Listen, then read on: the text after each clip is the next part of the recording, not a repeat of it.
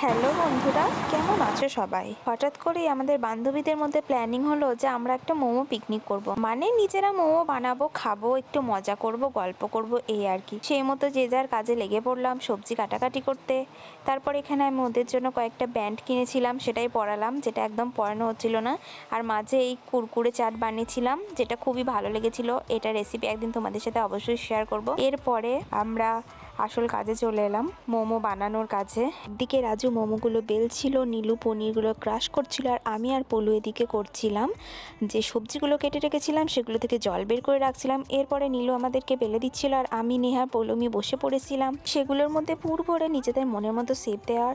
তারপর এদিকে পলু একটু স্যুপটা রেডি করছিল, আর আমরা মোমো তৈরি করে এখানে স্টিমে বসিয়ে দিলাম আর ঢাকনা বন্ধ করে দিলাম।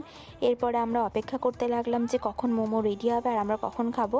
মোমোগুলো কেমন হলো সেটা জানার জন্য তো সেকেন্ড পার্টের অপেক্ষা করতে হবে।